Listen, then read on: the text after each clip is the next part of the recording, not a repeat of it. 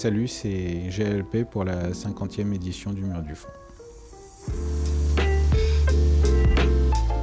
Je fais de la peinture depuis une vingtaine d'années. Je sors des Beaux-Arts de Valence. Mon travail donc a commencé quand j'étais étudiant. J'ai commencé en fait avec ce qu'on appelle la peinture processuelle. Donc c'est des peintures à recettes.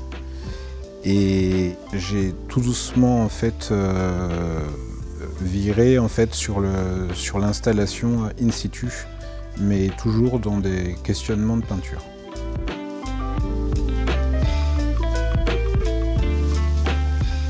Alors pour le 50e mur, moi dans mon travail d'installation, de dispositifs de peinture, en fait je travaille sur projet.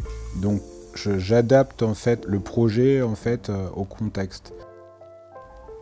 Il y en a deux contextes. Il y a le projet du mur du fond et ce que contient le projet du mur du fond.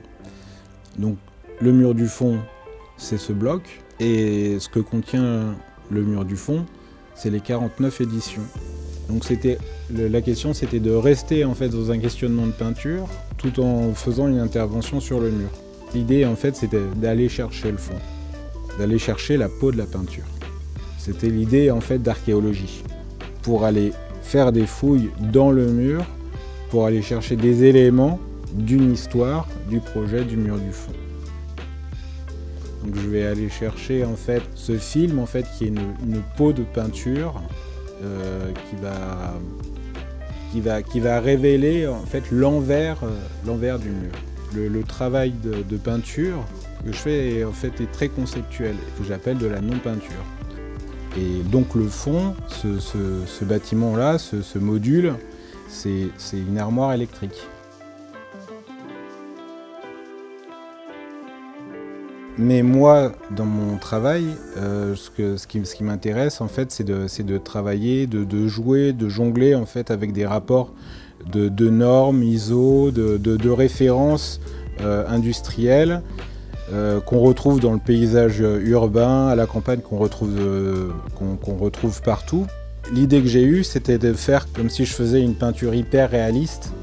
J'ai essayé de faire un transformateur électrique haute tension avec la codification de couleurs, on dira, standard. Le vert qui est sur la grille, en fait, qui est un vert râle, je crois c'est 6003 contre le vert clair qui est 6021. Et donc on a la petite feuille de lierre qu'on retrouve en fait dans nos contrées, et donc qui est au centre un petit peu plus foncé et à l'extérieur un petit peu plus clair.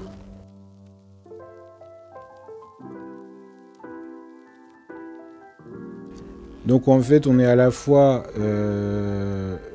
dans une action réelle et dans la représentation. Et il y a un deuxième élément qui est présent sur place, c'est l'Algeco. Et donc l'Algeco, ça renvoie tout de suite en fait au chantier. L'Algeco devient aussi un support de la même façon que l'armoire électrique est un support.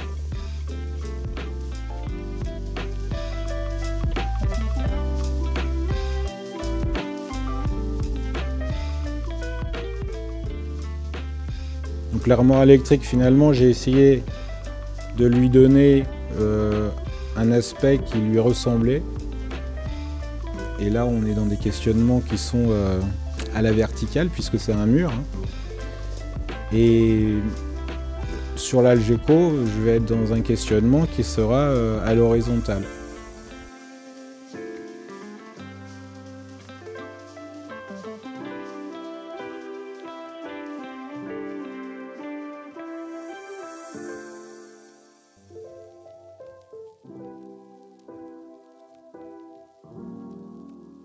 Moi, ma grille de lecture, c'est l'histoire du monochrome.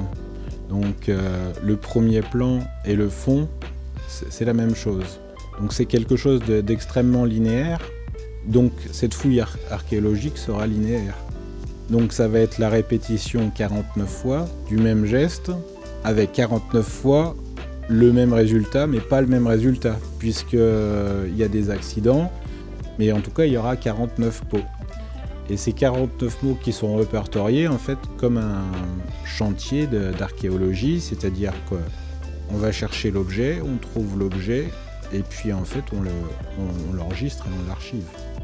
Une fois qu'on aura sorti toutes ces peaux, avec leur nom, leur intitulé, leur heure de sortie, ces peaux vont former un lot, et ce lot va être proposé pour la commission d'achat du FRAC 2024.